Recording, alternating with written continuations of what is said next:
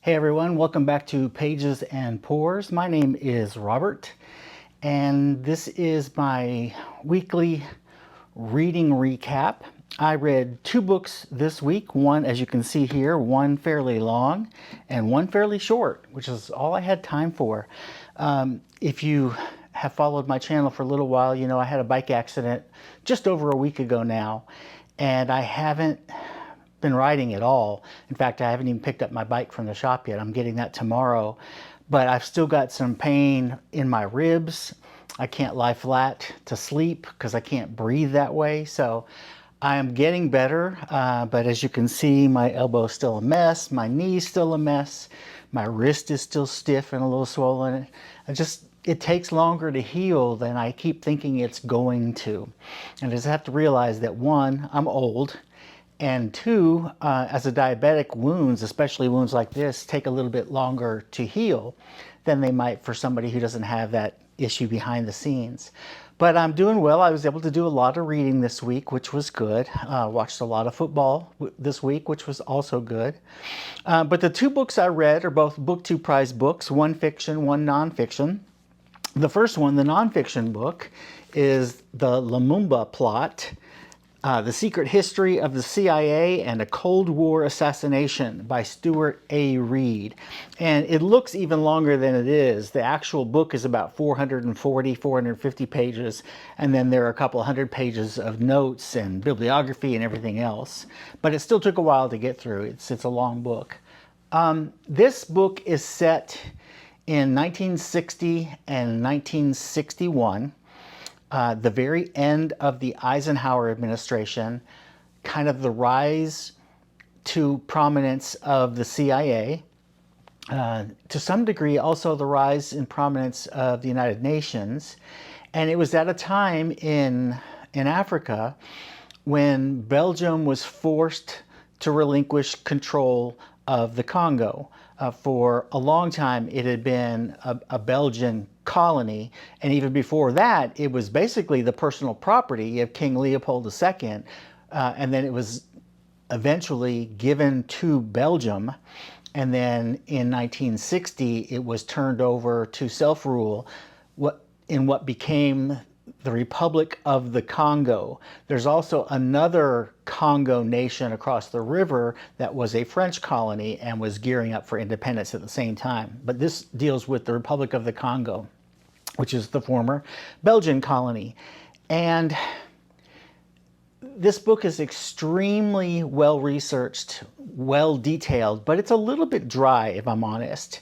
You're finding out everything you could possibly ever want to know about all the players. And there are a lot of players in this game. One of the things that I was just dismayed by reading this book is how completely inept everyone was in every organization.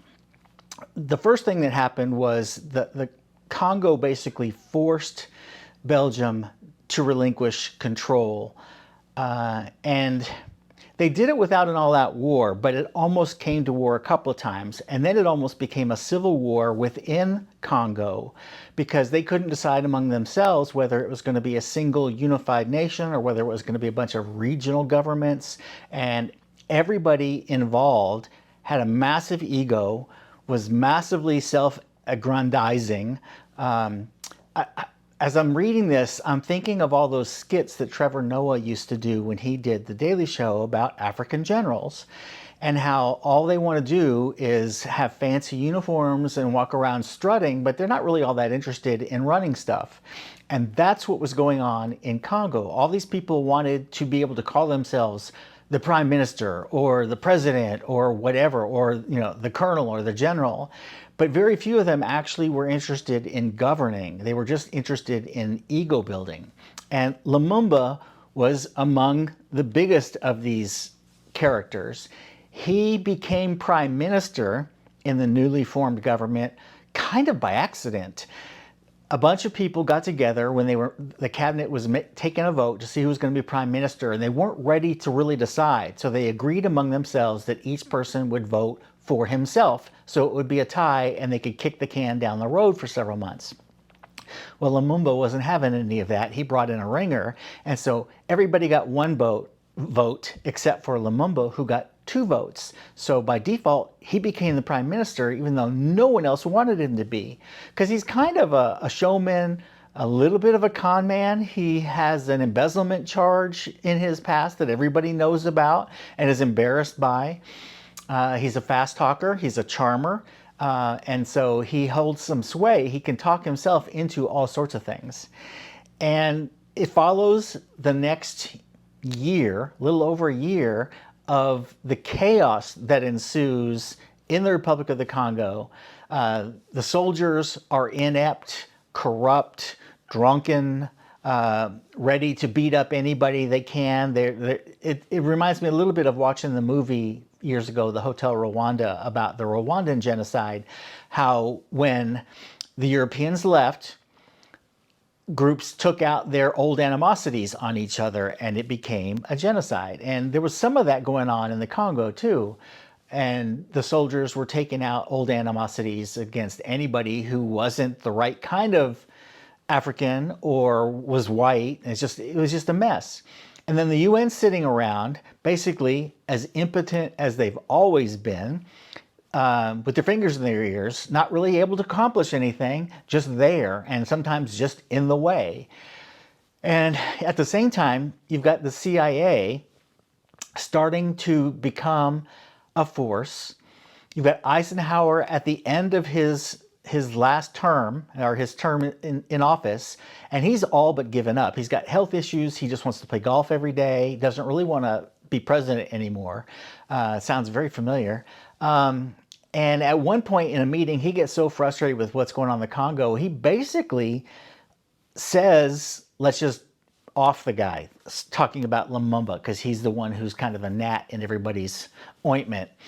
And nobody really can agree on what Eisenhower said, but almost everybody there got the impression that he just authorized the very first official assassination order for the CIA. And the CIA guys weren't even sure really what to do because they'd never done it before. And so they were kind of trying to find somebody else to act as a contractor to do it. It was just a mess. Everything was just chaos.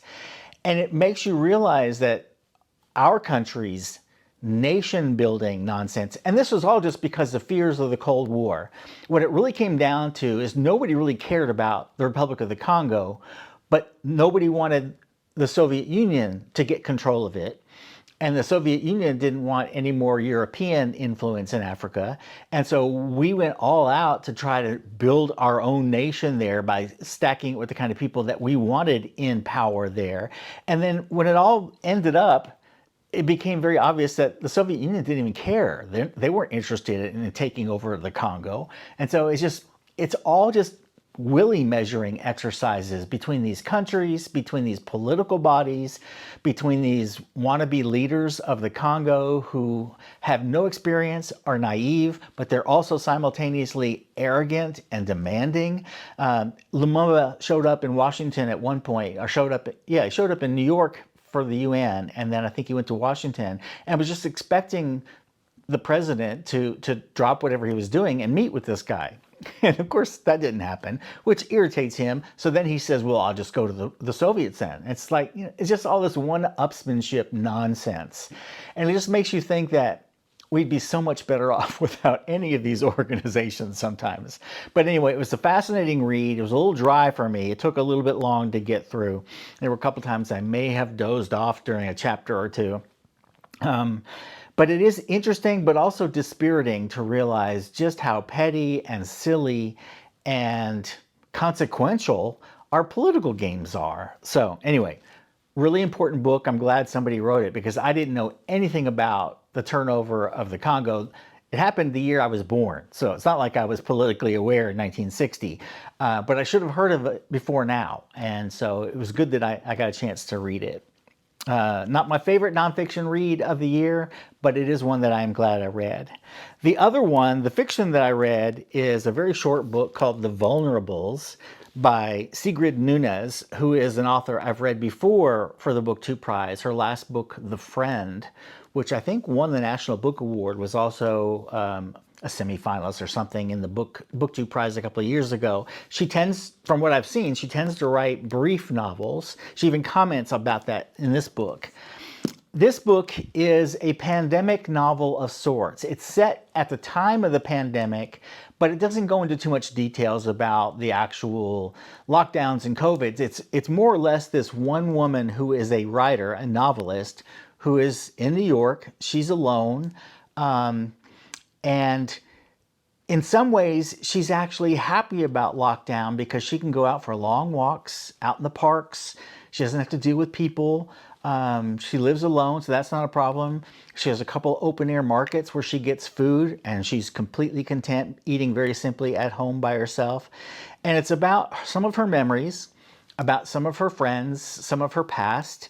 It's about how during the lockdown period, and I really resonated with this, how we couldn't focus on anything. You'd think, oh, I'm going to write a book. Oh, I'm going to do all these great projects. But most of us sat on our couches and stared at the news in disbelief at what was happening and lost an entire year of our lives, if not more. I know for myself, that first year, 2020, I did nothing. I didn't exercise. I didn't do anything. I didn't leave the house. And I couldn't accomplish anything. I couldn't focus on anything. And she describes that feeling as a writer. And then the reason there's this parrot on the cover, a friend of hers who is pregnant has been stranded out in California when lockdown hit and can't come back to New York because of all the travel restrictions. But she has a parrot that she's left in her apartment in the care of a friend of the family's who basically just disappears. And so the narrator goes to take care of this parrot and really grows quite fond of the parrot. So she tends to write about animals a lot. In the last one I read by her, The Friend, it was about a Great Dane. She writes about grief. She writes about love, friendship, how we believe things that we, may not really be able to back up. It's just, I thought it was a really interesting book. I read the whole thing last night. It's like 240 pages, but it's fairly small and the print's fairly generous and there's lots of white space, so I could read that in one evening. But I have always been, or I say always, this is my second of hers, but I have been a fan of her writing style in both of these books that I've read by her. So I'm interested in possibly going back in some of her back catalog and getting some of her earlier books and seeing if they're the same style and what kinds of things she's doing in them. So I really enjoyed that. This one, I think because it is so short and there doesn't seem to be a huge plot, it's not like a lot of things are happening. It's more reminiscences and more memories and trying to figure things out about her life. This one may not appeal to really plot-driven readers, but it really appeals to me. I love her writing style. Some of the comments that she makes about writing and education and stories and things like that in this book I thought were just brilliant. I was really pleased to read them.